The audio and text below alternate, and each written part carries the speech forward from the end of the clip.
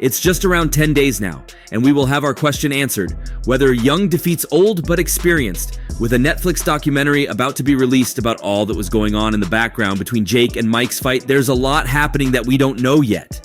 But one of the happenings is an interesting training and sparring session between Mike and Holyfield. And not just that, these two are even planning to get back at it in a real fight in the ring. Nice one. That was the best we've seen him yet. For Holyfield, training never really stops. At 62 years old, he looks more like someone in his prime than someone who retired long ago.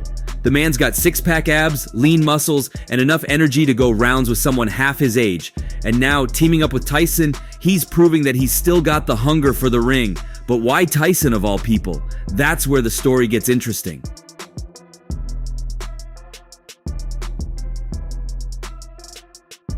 Fans might remember that Holyfield and Tyson weren't always training buddies.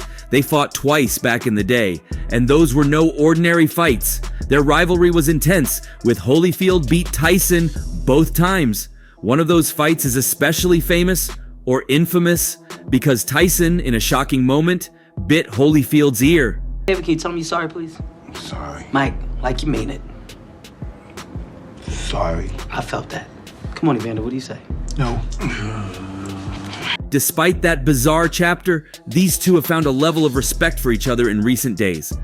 And now, decades later, they're in the same gym, pushing each other and sharing tips ahead of Mike's fight with Jake. Holyfield even posted his training sessions online, and fans went wild. He even used Snoop Dogg's song The Shiznit in his post, which actually mentions Holyfield in the lyrics. Talk about bringing back memories. I don't know how much confidence that Jake Paul have in all this. But, you know, he gonna be a lot quicker. If he stay close to Mike, then his chance of winning gonna be great. But he tried to stay back from Mike. With that single post, he brought up all the excitement for a potential third fight with Tyson. Comments poured in, with fans begging to see these two legends go head-to-head one last time. And who wouldn't want to see it? Holyfield versus Tyson has a magic to it, something special that no other rivalry in boxing can match.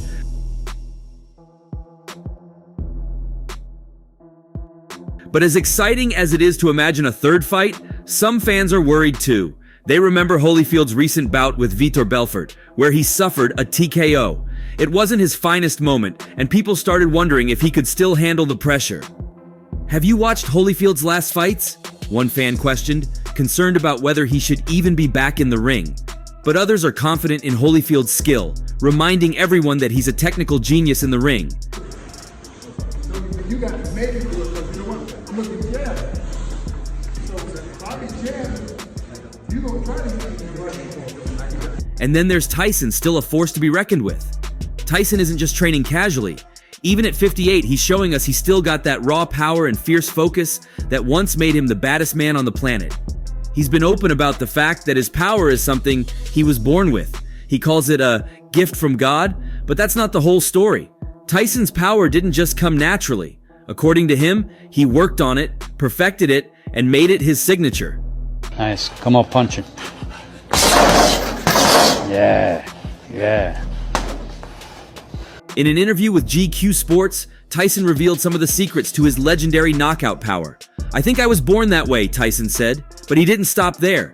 His trainer, the legendary Cus D'Amato, taught him something more. Cus had Tyson repeating movements punch after punch with an intensity that most fighters couldn't handle.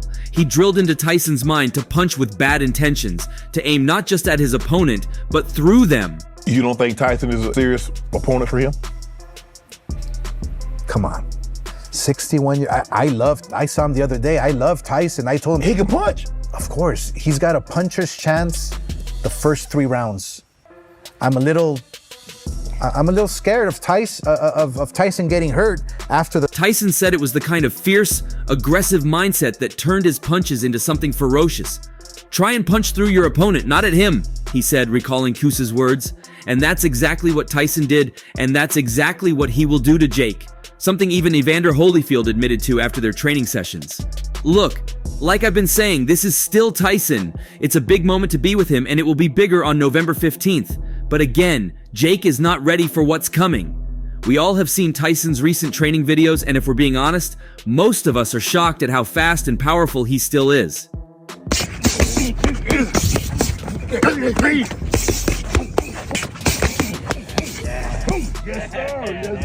Yes, sir. That's the one. Jake Paul, who's been building up a decent record, may be in for a surprise if he thinks Tyson has lost his edge. But while that fight is said to be the biggest event, there's an even more interesting story behind the fight. Tyson and Holyfield, after training together, might be planning to fight each other again.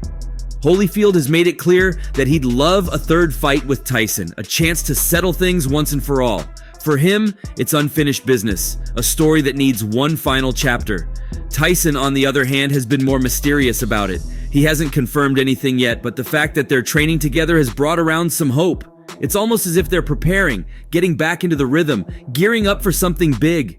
I just want everybody to know, the fight is on with me and Holyfield. And Holyfield's a humble man, I know that. And he's a man of God, but I'm God's man. And I'm going to be successful May 29th. While the idea of Holyfield and Tyson fighting again has sparked excitement, there's still a lot of respect between them. Tyson has been vocal about his admiration for Holyfield's skill, and Holyfield has acknowledged Tyson's power.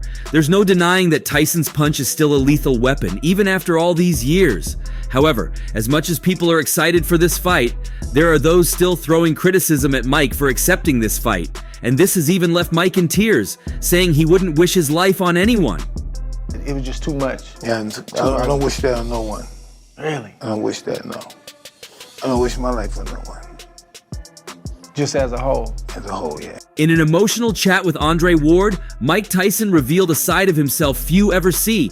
This wasn't Tyson, the fierce fighter who once struck fear into his opponents. It wasn't the baddest man on the planet persona. This was Tyson stripped down, raw, and vulnerable. At 58, he's still in the spotlight, yet he carries a past that's as heavy as any championship belt he's won. Ward's question was simple but deep. Has your life ever felt like too much?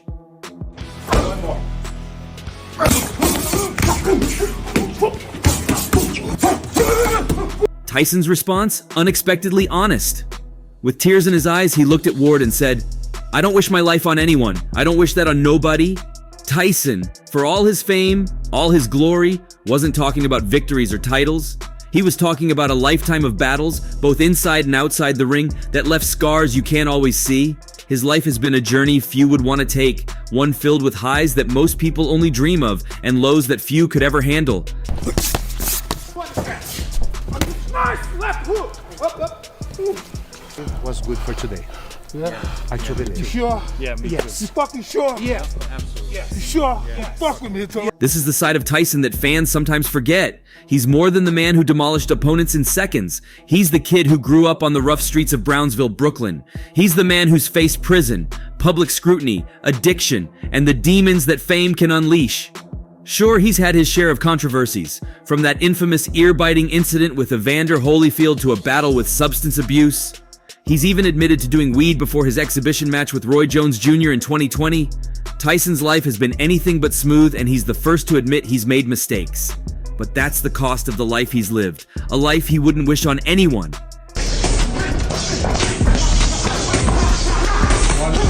Yet here he is, once again preparing for a fight that's got everyone criticizing him. On one side, some are thrilled, seeing this as another chance for Tyson to cement his legendary status.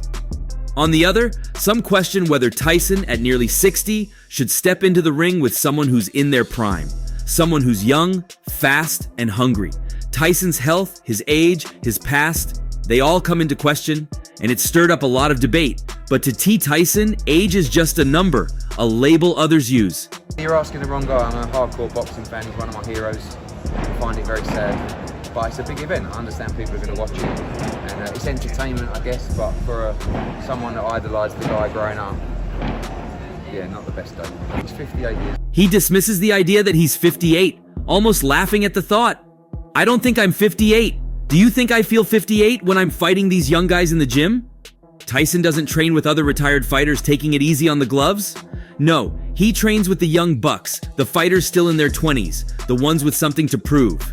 And Tyson's answer to that? I'm bashing them back. He's out there swinging, sparring, fighting, showing that age hasn't dulled his instincts or his power. People who are out there saying we think Mike's too old for this fight. Tell them what you think about that. If you think I'm too old for this fight, you need to come tell me in my face. Whoa. He even calls himself a different species of human being. For Tyson, this isn't just a comeback.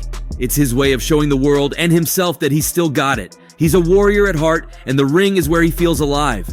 While some might see this upcoming fight as a risk, Tyson sees it as a chance. Age, health, doubts, none of it matters. Tyson believes he's ready, and when he talks about facing Paul, his confidence is electrifying. It's the same Tyson who once left opponents trembling, the same Tyson who could end a fight in a single round. To him, Paul should be able to handle the punches of an old, withering man. But Tyson's tone makes it clear that Paul might be in for a surprise. He doesn't see himself as old, and he doesn't expect to hold back. He's ready to bring the fight, and it's going to be a brutal one. And this fight is different. It's not a soft exhibition match. It's a full, real fight. They're set to face off at a Tant Stadium in Dallas with the full power of knockouts on the table, 8 rounds, and no room for pulling punches. Tyson and Paul will be wearing 14-ounce gloves that can pack a serious punch. Tyson, who's been in countless fights and may have thought his time under the big lights was over, now has a chance to deliver another unforgettable performance. For Tyson, this fight could either seal his legacy one last time or challenge it. Oh, man, I'm excited. I can't wait to watch it. I'm going straight through him. Woo! He won't have to wait. He don't have to find me. All the running I'm gonna do is right at him. He ain't gotta worry about finding me.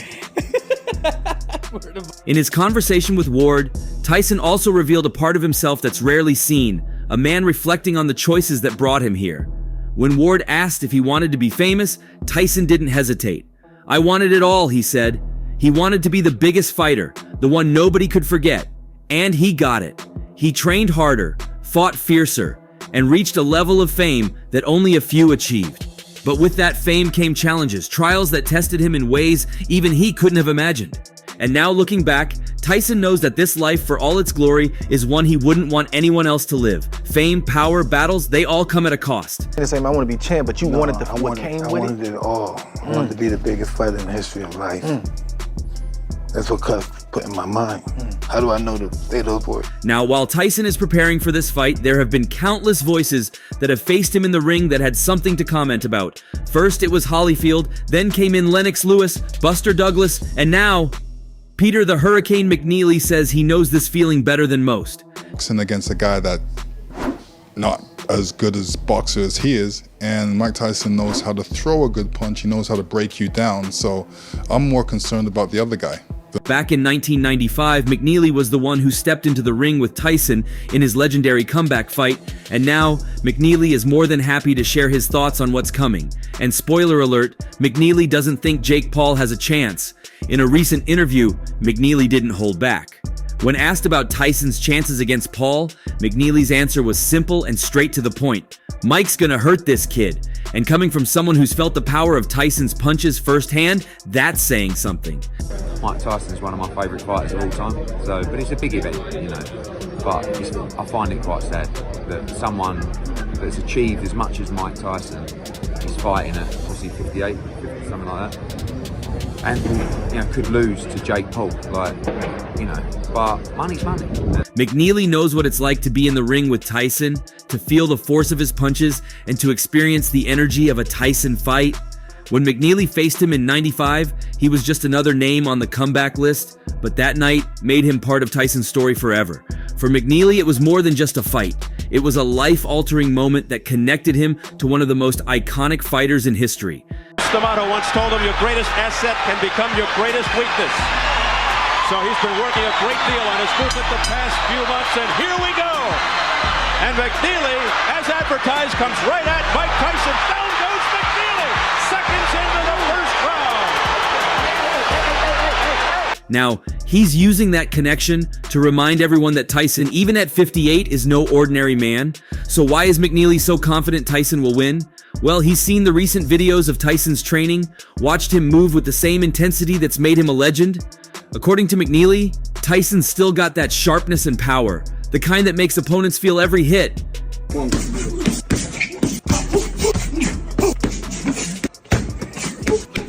It's day one, the fun just begun. Day two. Jake Paul has never fought anyone like Mike, he said. And he's right. Paul may have gone toe-to-toe with some big names, but Tyson is on a different level. Just because you get older doesn't mean you lose that power, McNeely added, saying a truth every Tyson fan already knows. There's something about the way Tyson throws a punch, a weight and precision that age hasn't dulled. For McNeely, it's almost laughable to think that Paul could stand a chance against Tyson. When asked directly if Paul has a shot, McNeely's answer was simple: nah. He's seen what Tyson can do, felt the bone-rattling impact of Tyson's fists, and he knows that even a few extra years haven't taken away that terrifying force. Don't charge that. Some might wonder if McNeely's just being sentimental, holding on to memories from a fight that happened nearly 3 decades ago. But the confidence in his voice makes it clear he's speaking from experience, not nostalgia. For McNeely, that fight with Tyson wasn't just another day at work. It was a brush with boxing greatness. It was a fight that turned him into an overnight sensation, though not exactly the way he'd planned. In just 89 seconds, he was knocked down twice before his manager stepped in, waving off the fight in a decision that stirred up controversy, but, as McNeely admits now, was probably the right call. 2, 3, 4, 5. McNeely remembers every detail of that night. He recalls the blinding speed Tyson brought to the ring, something that hit him harder than any punch. He'd gone in with a plan, a determination to disrupt Tyson's comeback, but it didn't take long to realize that Tyson's power wasn't just hype, it was real. I was trying to get him out of there early, McNeely said, but I didn't see that right cross coming. He wasn't out cold, but he was shaken, dazed, and before he knew it, he was on the mat. I'm going in there with bad intentions. My intention is to hurt this young man. The second knockdown was even worse. Tyson switched to southpaw, throwing McNeely off and landed a devastating right uppercut. This was the punch that left McNeely down, unable to even put his hands up to brace for the fall. I don't remember this, but if you look at the film closely, I went down on my face, he recalls, sharing the brutal honesty of someone who's been in a Tyson fight.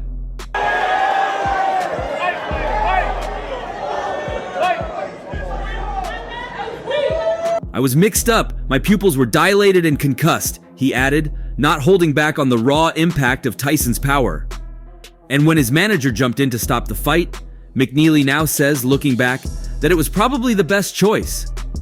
At the time, he was angry, furious even, but he knows that Tyson, once he senses an opponent is hurt, becomes even more dangerous.